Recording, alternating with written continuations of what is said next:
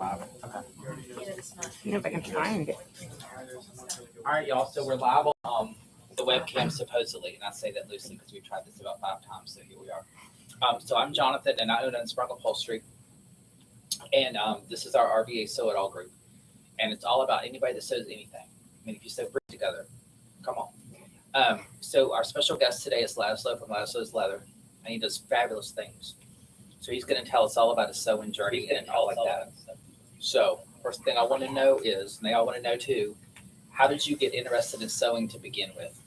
So, sewing, I guess, started. I worked at a scout camp, and I had to teach leatherworking merit badge. So I got into it that way and started messing around with things. And I really kind of took it seriously my first year in college, where I practiced making wallets over and over and over again until I could make a repeatable product, and handed them out to my friends and stuff. And I finally could replicate something like this. And Did it come with the credit cards and all too? no credit cards, but I decided to start a little business out of it, and it kind of snowballed. Made stuff for friends, made stuff for family members, gifts, and I really just love working with my hands and seeing something come to life at the end of it. So I stuck with it, and at this point, I've got all kinds of stuff I make. A lot of custom orders, a lot of things I make for myself, still making gifts for everybody, but I'm running out of stuff to make. Well, how do we get on the gift list? There's a store in Carytown that's been selling stuff for me, which is cool. What store is that? It's called Boone. It's it started up in January as a little pop-up, and they're doing well enough to keep going. And she keeps selling all this stuff. I've been selling a lot of these bags through her. So these are cool. I like to make these all kinds of bags out of old military fabrics and stuff.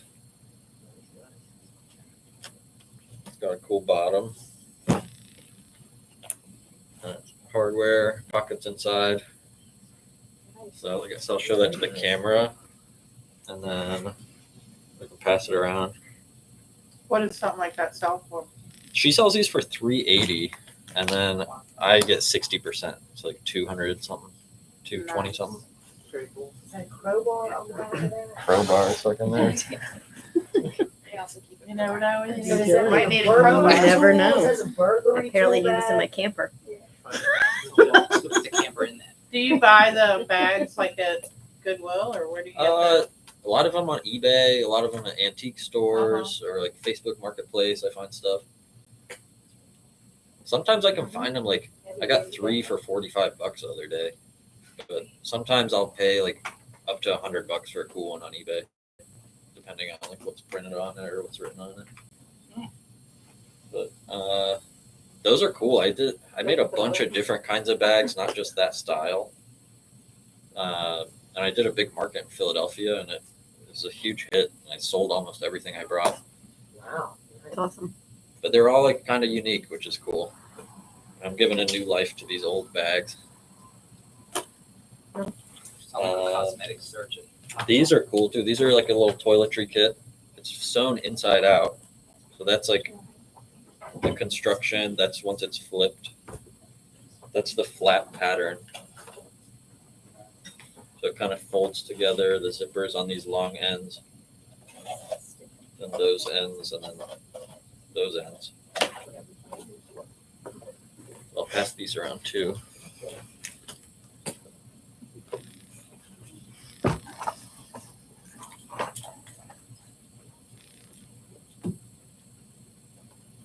This is something that my friend Mark with the bandana back there came up with. He developed the pattern and sewed a couple and then passed it off to me to kind of make a cleaner product. But it's a cool bag. It has this feminist drop, they call it, where you can reach your hand through and put it on your shoulder. But this is the closest we've gotten to something we can sell, but it's still not perfect. This zipper part here is kind of messed up, but the zipper goes all the way around. It's pretty neat. It's just made out of like a random upholstery leather we got from a friend. Nice. But it's cool. It's nice and soft. We made one for Katie, a bigger one. Well, we made one and she took it. She likes it. She says she gets compliments. So this is something I made hand stitched actually, before I knew how to use a sewing machine. So I was making bags and stuff out of leather. I made a duffel bag out of leather, all hand stitched, and it takes longer, but it's a stronger stitch, so it should last. But this is still, it's got like weird imperfections that I'm not happy with, but I ended up using it for myself.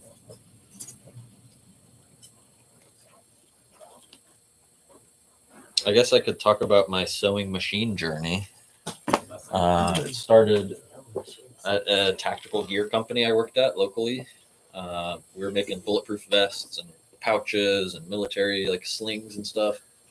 And that guy taught me how to sew. I worked there for 4 years, and then I just recently started to work for myself full time, but I was doing my own thing on the side, back and forth, like working overtime after working there. But I bought a bunch of sewing machines for myself. I was buying machines from China and like reselling sewing machines and stuff.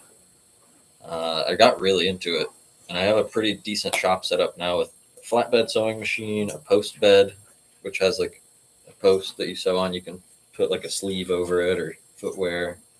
I have a cylinder arm sewing machine. So I really kind of just dove head first after working there. I love it. I'm not stopping. You know, once you get sewing, you kind of get addicted to it. You And look one thing around, leads to the next. and yeah, like everything's sewn around you.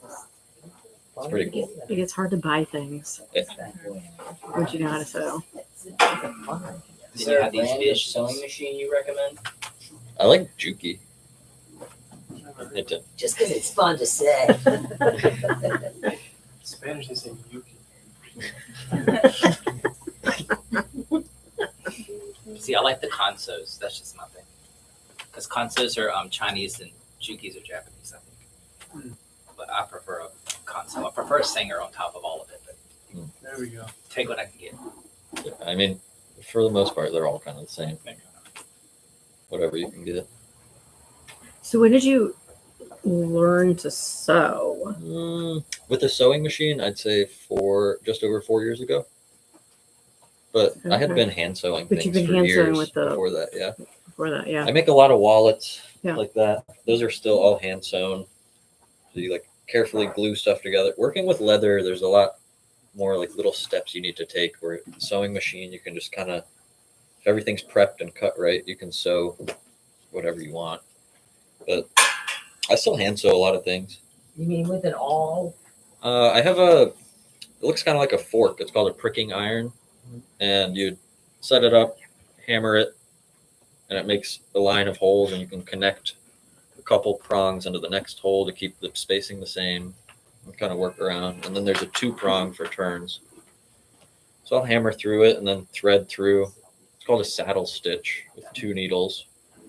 So I have 1 piece of thread, needle on each end, pass through 1 hole, and then you pass both needles through the next hole, pull tight, and so on.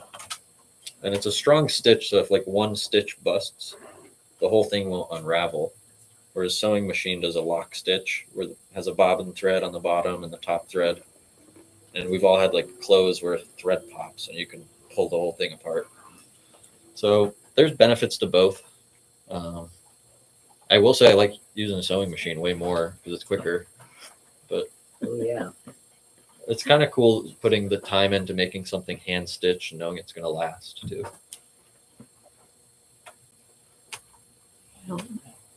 Where's your shop? I have a shop down in Chaco Bottom. There's this big maker space with all kinds of crafts, men and women who make knives, woodworking, random mechanic stuff. But I have a little corner spot in there it's a small shop, maybe like just 250 square feet. I have a table in the middle and some machines around the wall. You're not open to people to just come in and see what you're doing. Yeah, of course. They are? And not like it's like by appointment, but if anyone wants to come by, I'm open to it. But this shop is really small. I was heard about a skiver from him, and it was me and I don't know if it was Katie or was it you, Katie and Natalie, and all four of us are in there. I'm like, it was tight. We had what 5 people in there today. We had 6 people in it today. He's in there, Yeah. huge. His sister's so tall too. Yeah, it was fun. There was a yo-yo going around. Yeah, kind of like space. a skateboard on the like. Yeah, all that stuff happening. It was good though. It was a good Oh, okay. Did Natalie still work here? Yeah. Yeah. That's cool. So what other equipment do you use related to leather that we wouldn't use in the sewing department? That you would or That we would not. I mean, that you would not? because we just I use a lot of fabric. knives, variety of knives to cut leather. Or even just to like talk through the process of like how would you make that wallet? Okay, Because so you said working with leather is so different. yeah. I've never worked with leather, so I have no idea. So if you look at this wallet, there's all these different parts. So I have cutting dies. It's like a custom made knife. It's like the shape of that pocket. And this bottom pocket, it's called a T-slot. So it ends here and it kind of tees in. And that's sewn probably right there. So I have cutting dies for all these different sections that I'll cut out on a press. And there's a lot of edge finishing that goes into leather where, let's say if you cut leather, it's just a 90-degree cut. So there's these tools called an edge beveler where you bevel off that 90 on both sides and you have a nice round edge. There's like back and forth. You like cut all the parts. I'll bevel the tops of these card slots, glue them to this one of these panels. Well, I'll glue that one on first, sew the bottom, glue this one on. I'll sew this part, glue the whole thing onto this main center panel, I call it, and sew to about here on both of these. Glue the back on. The back is just like maybe 1/2 inch longer. It's the same shape as that. It's just a 1/2 inch longer, so it sticks out kind of. So I'll glue one side, sew all the way around, glue the other, same thing, and then bevel the outside edges. Burnishing also, so there's this like cream burnishing gum, or people use beeswax. You'd rub it on the edge and then Like I have a condition cloth. it, sort of, or What was that? to condition it, or Just to have a nice finished edge. It'll make it like shiny, so it's not rough. Like if I guess the reason for that is if it's just cut and sewn together, over time it would like kind of flare out. kind of like how you Like here's an burn example. the edge of a ribbon. Like that edge is not beveled or burnished, and it'll kind of just come apart like that. But that edge is beveled and burnished, and it's gonna just wear in over time. So there's a lot of these like little steps, like beveling, burnishing, all this stuff that I guess is leather specific. And Does that dye the edge at the same time? it'll darken usually. And I have to be careful if I'm working with lighter colored leathers. If like the cloth I'm using to burnish has like ink or something on it, it'll stain. So I have to like grab a cleaner burnishing cloth. But I just use like random cotton scraps and stuff. And I have some machines that speed up the process for like straps and stuff, where I have this machine with 2 wheels on it and I have blades in it, and you put a leather strap through it, and then it'll bevel both sides at the same time. I don't know if I'm really explaining it well, but it speeds it up a lot compared to the little hand tool you have to use. What else? Laszlo, what size needle do you use? I don't even know. For what? For a sewing machine? Yeah, for your It's a DPX17, I guess. That's the needle system, and then the size is I use like 19 something. Yeah. We use 18 here from fabric. I have some thicker needles, like a 23 to get through thicker stuff too. They have like a slicing edge on them, Mm, where it's kind of like this. kind of. So there's different needle points for leather. Where it'll make like a different stitch. There's one called the LR. It's left right slant, and that'll make it so all of your stitches are going from the left side of the hole to the right side of the hole, each stitch, so it doesn't kind of look jagged. A lot of like a standard needle tip is the R, the round tip, and that will make it, when you're sewing leather at least, it'll make the stitch look kind of all over the place. There's like triangle point, there's right left point, left right point. I don't know. I just get the left right and stick with it. I know it works. Angeline or Angeline.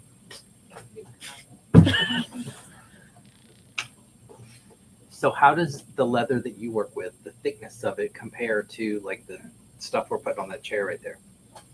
Is it about the same, or is the upholstery stuff a little thicker?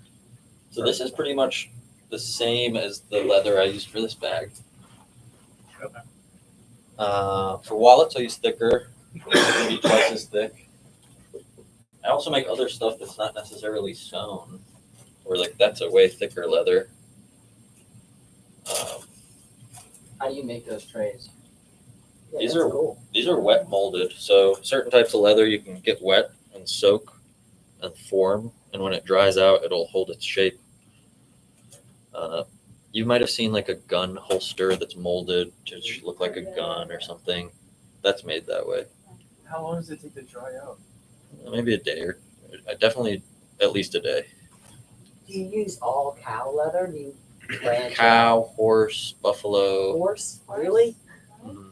Aren't they a little thin skinned for leather? Actually, horses, their butt the finest leather around. This was made out of that. It's the densest leather and the most expensive leather. Where are you sourcing? That's horse leather? Right, Yeah, I'll pass this around too. I was gonna say, Laszlo, I have these.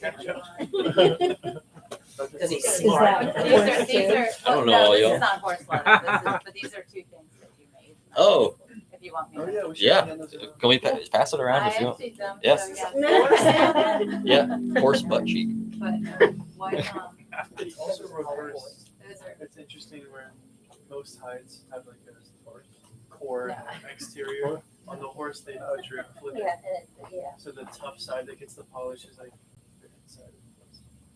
Backwards. So unlike fabric you buy by the yard, what do you buy by the hide or? The hide or the shoulder or the bend. They have these things for belts called a belt bend, where it's like a nice even kind of rectangle. But I guess a side is the most common. So if you split a cow down the spine, you have like the side, you have their back and the belly, which is kind of looser grain. It's usually scrap, or you can make wet mold and stuff out of it usually. But a side costs like $200 to $300 depending. To give you an example, a horse butt cheek that's like this big costs $400. So it's like the square footage price difference is insane. You source that locally or? I was gonna say, where are you The sourcing? tanneries are all in Mexico, aren't they, in Canada, right? There's three American tanneries. There's one in Chicago called Horween. They make all the basketball leather for the NBA, the football leather for the NFL, and a few other like kind of their proprietary leathers. They're pretty famous for the horse butt cheek. It's called Shell Cordovan, and that's popular in like the footwear community, high-end boots and stuff. And people want matching wallets and stuff, so that's where I've made some wallets and stuff for people who want matching stuff for their boots. There's a tannery in Pennsylvania called Wicket and Craig, and then there's a tannery in St. Louis called Herman Oak. Wicket and Craig and Herman Oak both kind of specialize in this heavyweight. They don't have many options, but they make great leather for saddles, straps, belts, all kinds of stuff. There's some Mexican tanneries, which it's questionable how they source all the hides and all this stuff, and it's like some people say it's unethical. There's a lot of tanneries in Morocco that make upholstery hides. Mark's actually been. He saw the pits where they're mixing chemicals and stuff. I don't know. I saw a lot of leather from, like, there's companies that import high-end Italian leathers, and they kind of are the middleman and resell it to leather workers. There's a good one, Rocky Mountain Leather Supply, based in Utah. Other than that, I usually get factory direct from any of those tanneries mentioned. Are you aiming to source just U.S. based tannery leather? I thought that was like worthwhile at one point, but a lot of the European leathers are like better, honestly. Even if it's the same type of leather, let's say Horween's shell Cordovan versus an Italian-made shell Cordovan, the Italian's better. And I've called to question Horween about the quality, and they're like, "This is the best quality that's to be expected." And then I'm like, "Well, I got better stuff from this guy." So What I makes leather good quality? Like, what do you? a nice even grain. I like a natural finish, but a lot of nice handbag companies use treated leathers that have like paint and stuff on them, which can still be considered high end. But I don't really have an example of loose. I guess that could be loose grain right there, where it kind of wrinkles in.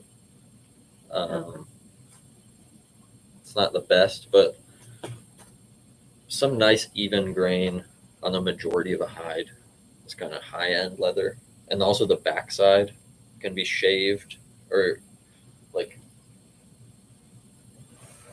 the backside of most upholstery hides. You can see the variation here. Yeah, you can see it within this scrap where that's a nice even grain here.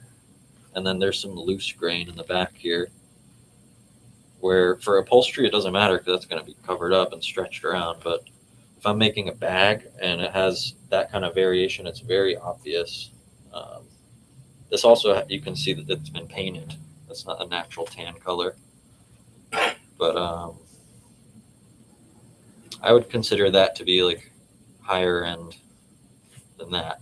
And you can get hides where it's all over the place, or you can get So hides where the varied whole within thing. one hide. Yeah. Even. Oh, okay. But there's nice tanneries that, how do I say it? They source cows that weren't overfed, and a lot of the overfeeding causes these loose grains. So like a nice Stretching.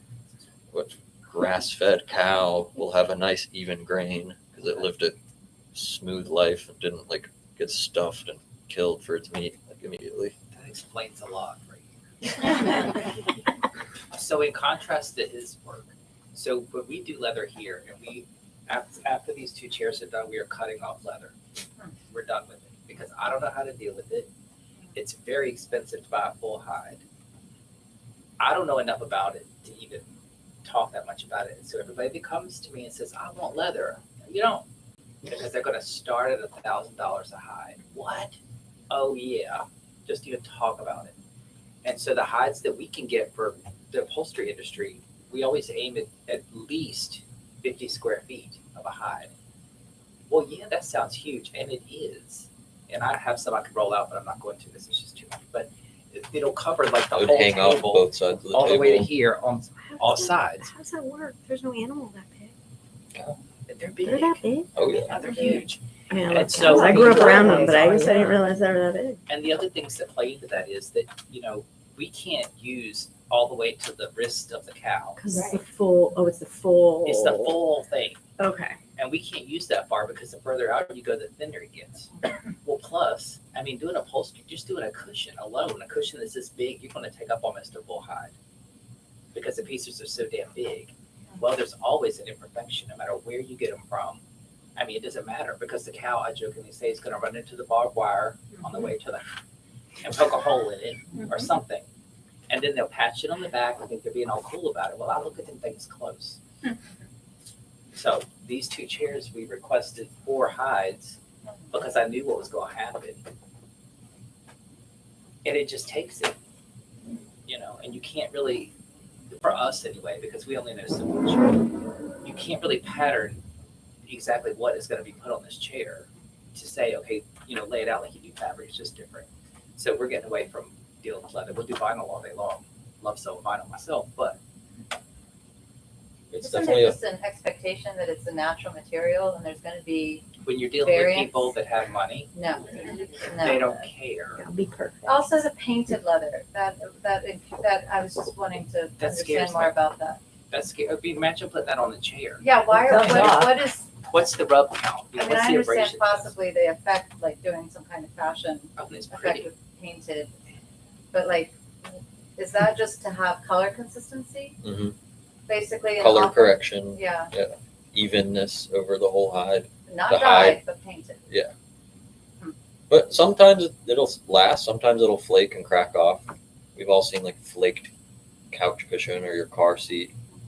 But if it's like a high-end tannery that you're spending $1,000 a hide, it better not be flaking off. Mhm. Right. And there's this thing in the world called bonded leather.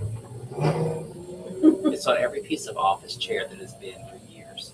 And you know what it is. Also, if you go buy a sofa over at Big Lots, wink, wink, 6 months later it starts flaking. Yeah, That is bonded leather. because it's been, yeah. It's just, used. It's like plywood of leather. yeah. They just like take shavings and press it and glue it and spray over it.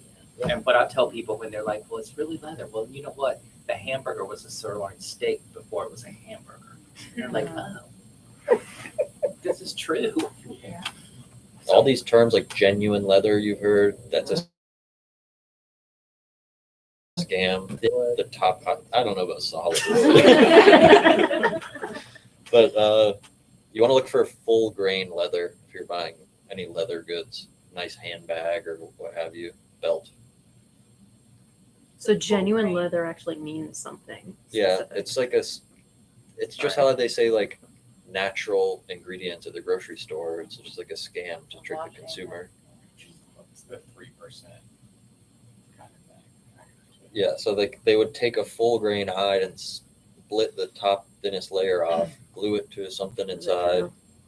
Could be bonded leather on the inside, could be plastic, could be whatever. But a lot of these like department store belts, it says genuine leather, and it's Oh yeah, you see that a lot. Shoes and sneakers, right? Do that a lot. Sorry, you're gonna ask something. Oh no, that's the same thing. I was thinking like, oh, I guess it's kind of like gold plated jewelry, where it's just like, yeah, on the outside it's gold, but not entirely. So full green is what. So what do you do with all your scraps? put them in bins. I usually take them to, I don't know if you guys are familiar with Scrap RVA. Yeah. I'll take them there, but now they want me to like make an appointment and wait in line. And I used to just show up with like bags of leather and drop it off. Yeah. But I have like a lot of times I'll sort through my scrap bins and pull stuff out and keep it kind of like you're like the grandpa with a little 2x4 cutoffs with everything.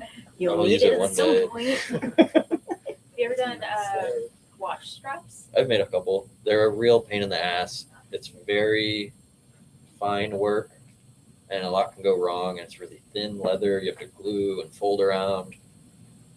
There's simpler ones where it's like a nice strip of full grain that's just folded with like one little stitch on each end where it connects. But I don't know. I've made nice ones with inlaid or like something on the inside that kind of makes it puff up where it's like rounded on your wrist. I've made a bunch, but every time I make one, I'm like, fuck, that's the last one. Price of these were going up. Yeah. What's been your the project you've been most excited about? I really like making these bags out of the military fabrics. And I'm always like up late at night on eBay looking for what's out there. I like they're all like unique. A military bag, or is it like a They're certain type? duffel. Yeah, like Like duffel the bags. I duffels. use Okay. old Navy hammocks from World War II. That's like a really thick white canvas. Doesn't even need a liner. Like this has a liner stitched in.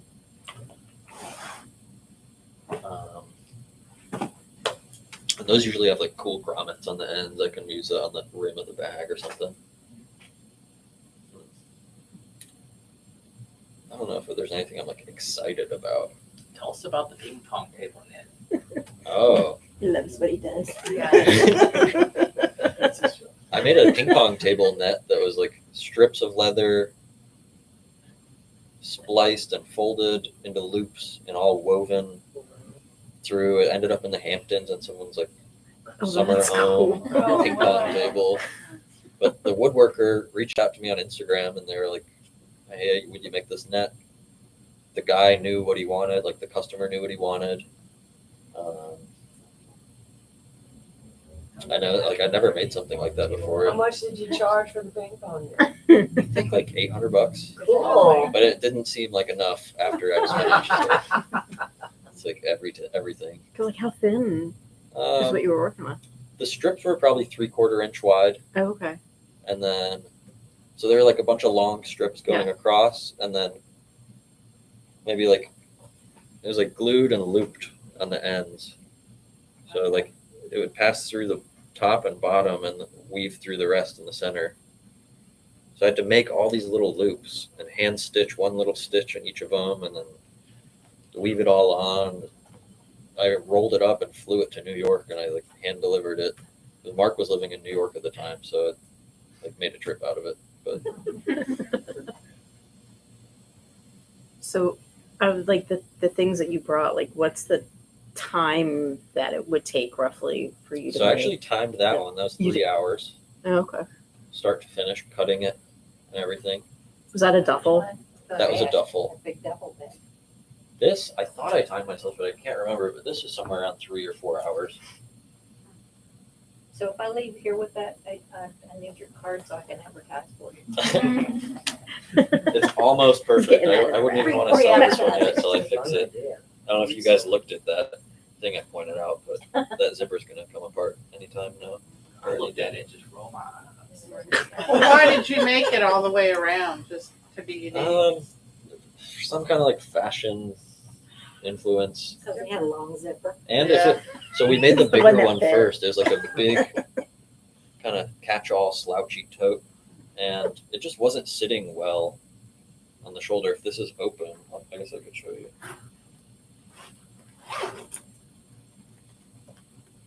If that's open, it like It's too wide. doesn't. To the, And if you have it across your body, it like folds weird. So we're trying to come up with some kind of way to have it look like that. We're like, let's just do the zipper all the way around. You should put a couple like very discreet pockets on the inside Yeah. of that shoulder on the top. Oh, Not up all here? the way at the top, but like just in the That's front, not a bad idea. Like a just in the secret. back. I'm Your off the. discreet pockets. No, check that. Just a little nug. I'd put a pocket here maybe. But I mean, that's like an obvious pocket, right? Yeah, But like but to you could make have it your secret interesting, stash like if pocket. you put it up at the top, but attach it in such a way that you don't see the stitch on the outside, I like that idea. or it's a loose pocket even. Yeah, Right. it could be just sewn into where the zipper connects. Yeah. This too, it's like not perfect the way that this came together. Where that should be lined up, in my opinion, but it's like half inch pretty off. close. It's getting there. Angelin's the one with the store in Carytown. Boom. So we're making these. Hopefully she can sell some of them. And those. The boat totes we can't keep in. They sell within the week if they buy. Yeah, Sweet. they're awesome. Love to hear it. They resonate. For sure. Laszlo, would you say most of your sales come from like custom orders or like putting your stuff in stores or markets? Her store is actually the first one I've ever really done. I've done one like wholesale order to a local store that went out of business, but other than that, it's mostly custom or word of mouth or repeat customers. 'Cause I mean, I've been doing this for like 10 years now. It was like kind of a serious business, and people buy a new belt for their dad for Christmas, or like they grow and they need a new belt or whatever. Belts are definitely my most popular item. It's not even sewn, I guess. So You haven't even bought me a belt. it's It's getting ready to now. I'll make some. It's just the sizing so weird. It need to be like a display of Yeah. belts. You know? Yeah, that's true. If somebody Unless wants a we feel belt like made out of thin leather, how do you like go about thickening the belt so it's not like super floppy? Layered, double up the layers. I'm doing one right now for a guy that's like that kind of. Your belt was made out of thin leather, and it has a bottom layer, a center layer that raises it, and then the top layer is made out of the shell Cordovan. So that makes it like a slightly curved. Uh, So it's So different it's than not a, flat, it's it's not slightly. the yeah, slightly like curved. if you're looking at down the length of the belt, Mhm. kind of curved like that. Yeah. Raised belt, I call it. That's just two layers just the two on that layers strap. on the strap. Like batting in the middle of a quilt. Kind of. So who started you with the sewing? Hmm. What made you start doing it? The sewing machine was out of the job. It was actually COVID. I needed a job. I didn't want a job where I didn't have to wear a mask. And I found this guy's business, and he's like, needed help. He taught me from the ground up how to use a sewing machine. And at first, I was like, so scared to mess up the machine, and I have no idea what to do or like anything. But just slowly, like making his products, I learned, and I got so good at making his stuff where I could like zip through stuff. I was timing myself, make it faster. But like hand sewing, I just started slowly. I've been doing that since I was probably 16, 17. Like, took a while to get good enough to get the repeatability, but I guess sewing started in Scouts. Machine sewing started at this job. Cool. Yeah. Are you able to sew leather on a domestic machine, or does it have to be an industrial? So there's three types of like feeds, I guess, a machine has. There's a home machine has just presser foot feed, and then there's a needle feed machine which has the needle and the presser foot, and then like a industrial compound feed machine, they call it, has a feed dog underneath and two, I guess they all have a feed dog, but it has two walking foot is what I'm looking for. It has like a internal presser foot and an external presser foot where it's like walking like that, and it has needle feed. So that's the best. But if you like, let's say you're coming up to a thicker part, you can kind of like fudge it with your home machine and take your time to lift the foot, hit the needle where you want, and then continue. Or they have these things, it's called like a hump jumper. That works. I really haven't messed around with a home machine in leather, so I don't know. But I feel like I would break it's possible. For this kind of stuff, it sounds possible. Yeah. I don't know how nice it would look. Because like our all of our machines that we use on a daily basis are all walking foot machines, and it's like Laszlo said, the feet is not just a 1 foot deal like a home machine. There's, I call them toes. So on machines, there's two outer toes. That's one part of the foot, and then there's the inner toe. That's the second part of the foot, and they're separate from each other. So they're kind of walking along like this, and then we have the feed dogs underneath that pull you through. And I can't, honest to God, remember if the needle walks with it. I think it does a little bit. But once anybody will tell you that has used a home machine their whole life until they come and do something industrial. Once you use one of those industrial machines, you cannot, I do not care, you cannot go back to a home machine. And when I was in college and with garment construction, and I said to Mr. Swartz on the first day, I said, dude, I don't know how to use this industrial machine. Can I bring my home machine? He says, no. Because once you start using an industrial machine of any kind, you can't go back. And so these machines are heavy as I don't know what, if you've ever been around one. And it's not going to move.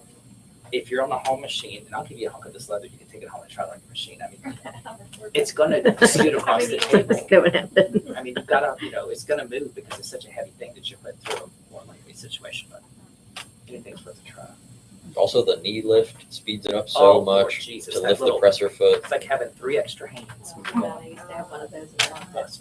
Once you get like really dialed on one of those, it's so quick to turn and to lift up everything.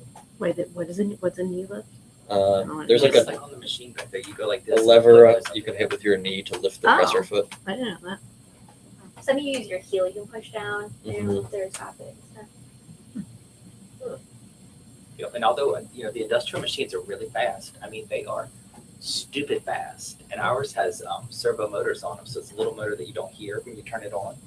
And so it's got a dial on it, and you can go all the way to 0 and it won't do anything. But you can crank a sucker up, and it's like, whoa, dang, what just happened? I mean, I can't even, I'm so fast, but I can't even go like that. But it's a good thing to learn on because, you can kind of chug along. Mm-hmm. And then every now and then when I'm teaching somebody new and they're not looking, I'll go back there and hit it up a notch, just click. But they don't know. And they're like, oh, I'm really going fast now. Then they go to, to the bathroom and hit it on one little notch. And next thing you know, they're sewing at my speed. And they didn't even know. Because people are scared. But they do have needle guards on them. So you don't have to worry about your hand going under there. Right? Well, it could still go, but that's why I have that's one reason I have my nails long, because it's easier to go through your fingernail because that doesn't hurt. And so you have, a quarter of an inch before you get the real skin. For it, yeah.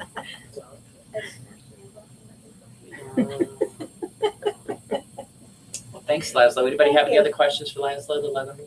Laszlo, if you mess up while you're sewing, is there really a way to fix it? It's like with fabric, you can just rub it out. With leather, really, no. So like if I was to miss a stitch here and go off, it would be perforated and there'd be an obvious hole for the maker at least. Maybe not the customer, but really no. Sometimes you can hide it or fudge it and like make it work, but in most cases, like if you overstitch with leather, you really need to take your time with back stitches and stuff. And most of the time I'll like hand spin the wheel to make sure I hit the same hole so it looks nice. Whereas like sewing fabric, you can just buzz it and it's, who cares? Is there a way to like fill the hole to like keep going? Like if you got so far along and you don't want to scrap the entire project, is there really a way? You just have to suck it up and deal with it. I don't know. Decorations. I was gonna say, hopefully. Nothing's perfect in this world. So. Well, if you say enough A F words design at the same time, will they fill in the hole? Laz, as we're ending this year, and you're looking forward, what is next for Laszlo's Limit? What type of projects? What type of explorations? Different. I keep saying this, but I'd like to get more into the realm of architectural leatherwork, like hand-stitched handrails or interior design, wall panels, flooring, that kind of stuff. We've done panels. I can show you. Yeah, I've done one job in New York for Bloomingdale's where I stitched leather onto 9 clothing racks, and it was like the biggest job of my life. And it's easy. You just have to be crazy enough to sit there for hours and stitch the stuff up, which I like. So I'm in contact with a couple of people who are doing this, and they keep telling me we'll work together, and I just need to reach out again or do something on my own, make it happen. But it'd be nice if I can do that to pay the bills, stop taking custom orders, and just kind of make stuff I want to make. What's your favorite thing to make? Belts are quick, pay the most. I make 3 belts in an hour. I sell them for $75 each. So if I have the orders for them, it's like easy money. But I don't know. I like making all this stuff. What's the favorite? Design wise, I've made a couple like really nice handbags that I had to really figure out. They took, I don't even know how many hours, hand stitched bags that are like really tested my limits. Do you do any hand tooling? I haven't, no.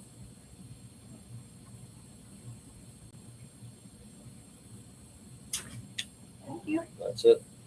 Where Thanks, can we find Laszlo. you online? Oh my God, yes. Yeah. I'll write it down on the sign-in sheet. Yeah, we'll put it on the link. Yeah, we'll above. share it. Yeah. In your story. Right, yeah. Yeah, give it all to us. Laszlo, it's not a leather question, but where'd you get the Chessie hat? From Andrew, I like 3 absolutely days love ago. it. Yeah. So he came to my space where I have all my things I've sewn, and he picked out that hat. No. That was like a hat that I would wear, and he wanted to buy that hat out of all the stuff that I had there. And so I let him, obviously. So.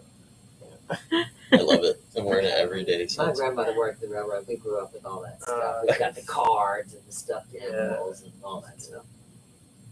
I keep telling him, if you want it back, it's yours. No, you I can't sleep at night. It does look good on you. I like it. It fits. It's hard to find a hat that fits right too.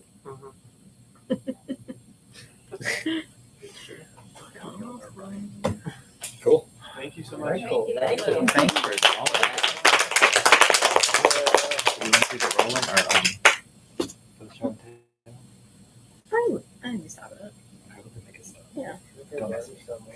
Okay, so this is our little show and tell part. If anybody brought anything they want to show and